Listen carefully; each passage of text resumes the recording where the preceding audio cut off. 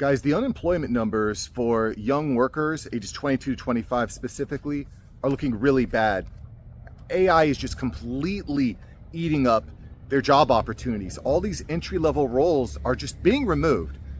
And I know what people like to say, well, it's all India. Well, what's interesting to me is that Indian outsourcing and offshoring has been prevalent for years, decades at this point. But what's new is Chatgpt. And the data is showing that since Chatgpt had their big official release November of 2022, we've seen a big drop off. Stanford University revealed there's been a 6% drop in employment for these young workers ages 22 to 25. It's particularly bad in software development and in customer service. And by the way, I recorded a video on this just a few weeks ago, or just last week. Salesforce gutted 45% of their customer service staff.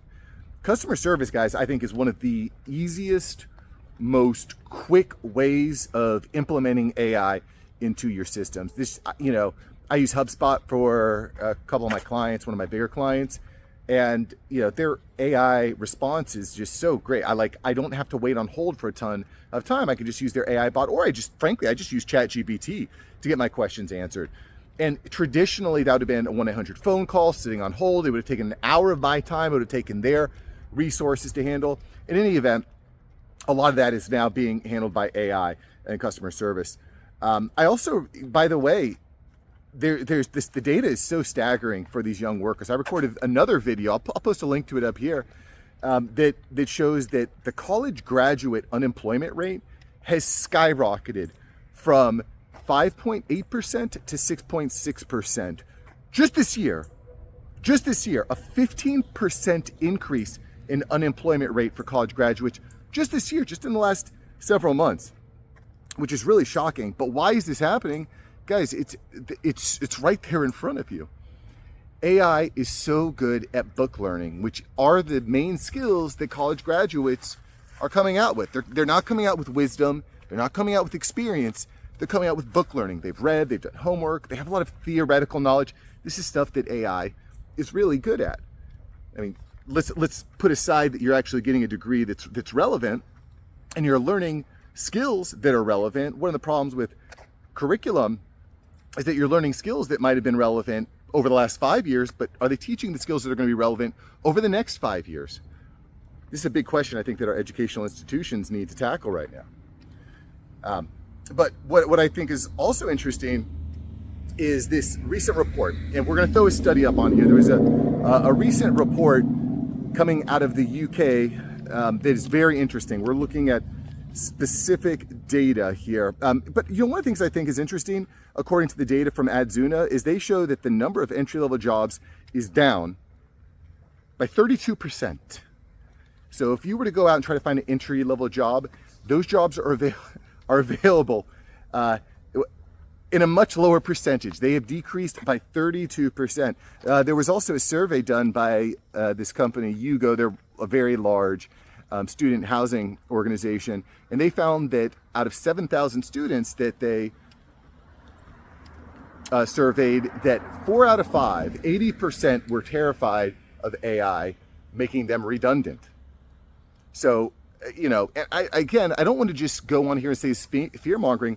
Let's actually look at the data. Let's look at the data here. And I'm going to have my awesome editor throw up this chart here so we can look at it together. So throw up the chart, and let's take a look at this chart. So what we're looking at here is an annual change in hiring activity by sector. So we're going to look at a bunch of different sectors here and see where are the jobs occurring? Where is the hiring happening? And you'll see at the very bottom there, at nearly minus 30, is graduate. The graduates are not finding jobs. And what's really pernicious about this is a lot of college graduates are coming out of school $100,000 in debt, crazy interest rates. You can never get out from under this thumb. If you file bankruptcy, you can't get out of it. It's like a curse. It's like you're being cursed with it's a financial curse that you're doomed to. And you're getting a degree in something that is not actually going to get you a job. And the numbers are right there, guys. The jobs are not there. This is just so shocking. You wanted a revolution. You start giving all the smart, educated kids a financial curse, that's a good way to get your revolution right there. Also, when it's being, you're in a liberal university that's pushing all sorts of weird communistic ideas, that's probably a good way of getting there as well. At any rate, college graduates are not finding jobs. So what's next up on the on this list?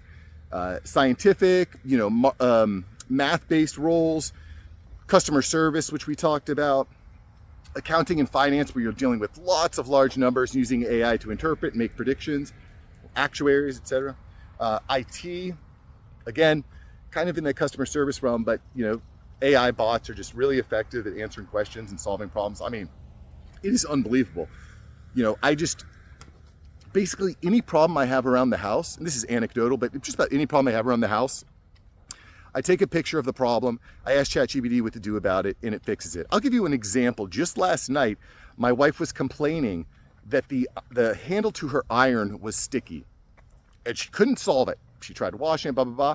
She took a picture of it, asked Chatgpt, it's like, oh, just use rubbing alcohol. Boom, done, solved. 2 minutes. It's crazy. It's crazy. And by the way, you shouldn't just be thinking about this in your personal life. You should be thinking about this professionally. Look at this chart. What am I missing here? Look at this data. Look at this Excel sheet. Look at these. Look at this survey. Look at this study. I'm using a lot of these tools to help educate myself and prepare for these videos.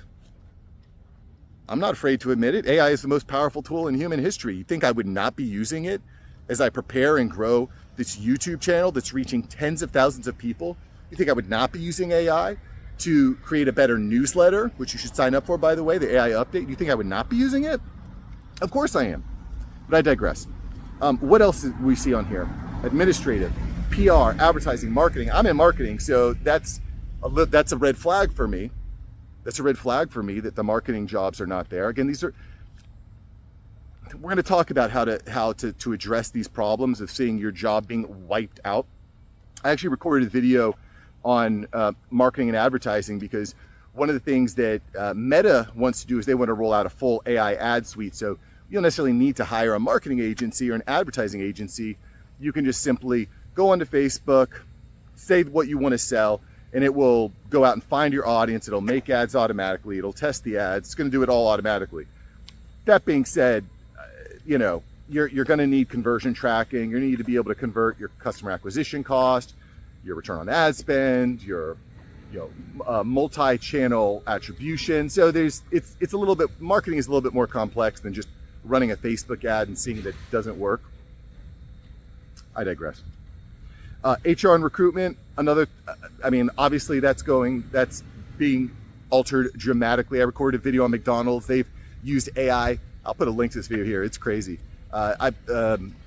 McDonald's has used artificial intelligence to screen 64 million jobs, which is just absurd. Consultancy, manufacturing, logistics and warehouse work. I think we're going to see a huge spike in that.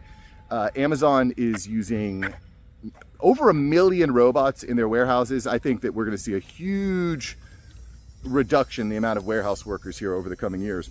But what is growing here, and I think this is interesting, sales growing. It's going to be a lot of human-to-human, public-facing. You're still going to use a lot of AI chatbots for SDR work and qualification, segmenting, but you're going to be using salespeople to actually make the connection. So I think that's interesting. Property, real estate, there's jobs there. Travel. I don't even know what that is. If you type in a comment, where do you think the travel jobs are increasing? I don't see that. Social work and teaching. And I think, teaching is a very interesting one. There's been a lot of speculation that teaching jobs are just totally screwed because AI can create these custom learning plans. However, especially with young people, you need to have human-to-human contact.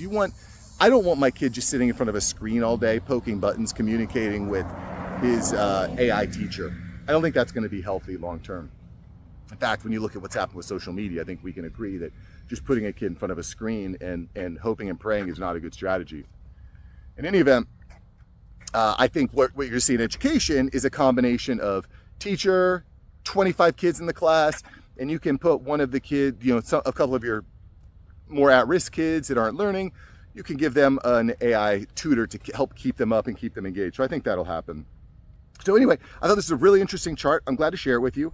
And what I also think is interesting is it really shows the same connections from a chart that the St. Louis Fed released last week. I recorded a video on this too. I'll post a link to it here because I think that that's an interesting, I know I'm creating these spider webs of all these references because I'm studying this stuff every day. If you're interested in this, this is definitely the time to smash like, subscribe, and leave a thoughtful comment below. And I'll tell you what, if you leave a very thoughtful comment, I will pin it because the conversations that are happening in the comments are actually quite interesting. You know, there's definitely you trolls out there, I see you, but if you're not a troll, you leave a good comment, I will pin you because I think that's interesting. And I've done it in the past, I'll do it in the future. So anyway, the St. Louis Fed kind of released this chart that was showing the correlation between artificial intelligence exposure and job loss, and it's pretty close. It mirrors this chart that we just reviewed pretty closely. So I think that's something interesting and something worth checking out. Because the jobs that are being replaced are these jobs that are very susceptible to AI, because what is AI good at? And again, going back to our kind of core theme here, in that college graduates, kids 22 to 25 can't find jobs. Well, the problem here is that AI tools are very good at the entry-level tasks: data entry, basic coding, content creation, writing, reading, data analysis. It's just very, very good at that. And the problem that these kids have is they have book smarts. And this is where AI is really powerful. They don't necessarily have the experience and the wisdom that is more prevalent in the older generation that's kind of been through it. You know, I used to kind of think that like going to school for a business degree, I have a business degree, but you know, I learned more just trying to build my own business in 6 months than I did in several years of being in college. And so again, we've been talking about the UK. We're looking at a UK chart, but what's interesting is this is not even unique to the UK. This is happening in the US. Since January of 2023, again, right about when Chatgpt hit the market, we've seen a 35% decrease in entry-level job postings. By the way, the other thing you'll see that's interesting here, this is 2022, 2023. This is not like a Trump-Biden thing. I believe that the job dilemma, the career dilemma that we're seeing here is not a Republican Democrat thing. This is not something like, oh, well, if we just hire if we just bring on a new president, that's gonna solve that. I don't see that as being a solution. This is a fundamental change in the way that we operate in the world from a technological standpoint, because you know you can see that this didn't just happen overnight. This is something that happened mid 2023 or early 2023, and without digressing too much, what do we see here as a general whole? Entry-level jobs are being removed, and it is completely taking out the bottom rung of the career ladder. So what does this mean? Well, it means that we're not going to have a new crop of leaders. We're not planting enough seeds, and we're not growing enough young people to fill these long-term development roles. So you're going to have a complete lack of long-term development, which, I mean, is pretty apparent to me. You know, if you're not putting kids in there to get plenty of practice, they're not going to be able to keep up when it's game day. You know what I mean? So what does this all mean? What do we do? Let's kind of let's put a bow on this thing here, okay? The IMF, the International Monetary Fund, estimates that 40% of workers require significant upskilling. We must upskill. Prompt engineering, cybersecurity, human connection. All of these skills are going to be in huge demand. And what does this mean if you're in the job market? Well, it means you need to look at where you're exposed. Yeah, I just mentioned this earlier. I'm in marketing. Where am I exposed? Where can I have a unique value? I need to continue to fit in. You need to do that as well. Or you can go back to eating Cheetos and trolling me on the videos. You can do that too. It's your prerogative. I wouldn't recommend it. It's not, I don't care. Really, I don't care what you think about me. If you're a business leader, we need to rethink, how are we implementing AI and automation? If we're seeing these trends, why are you, and I don't want to say this and come across the wrong way, but if other companies aren't hiring entry-level workers, do they know something you don't?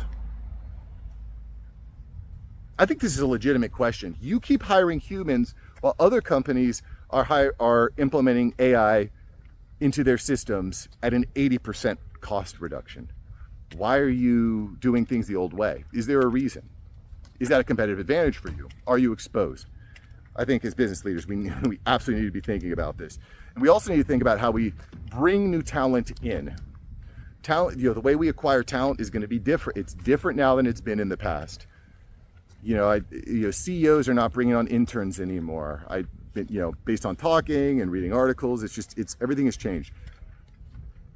As a whole, how am I tackling all these problems? In addition, curiosity, lifelong learning. We do not stop learning. We keep solving problems, because the problems that you've been solving over the last 5 to 10 years are going to be solved in different ways, and there's going to be all new sets of problems. And while this is scary, I think it's very exciting, because if you get good at solving the new wave of problems, you are going to become infinitely valuable. You're going to be able to make lots of money. You're going to be relevant, respected, and financially free.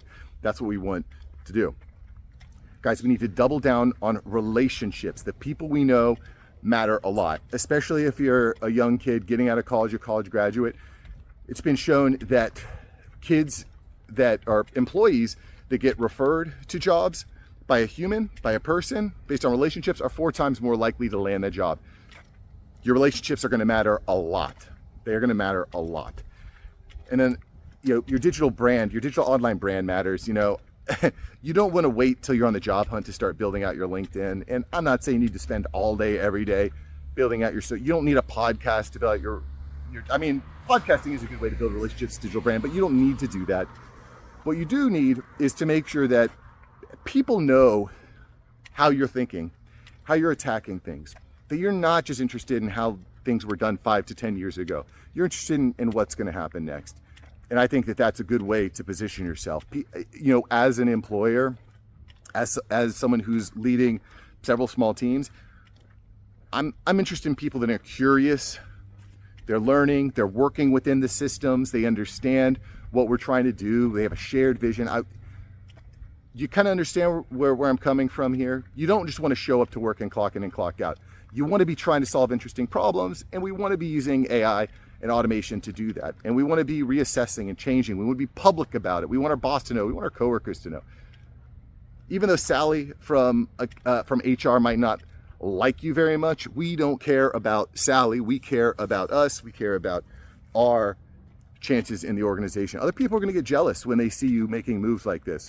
And, I get a lot of hate on this YouTube channel, but you know why?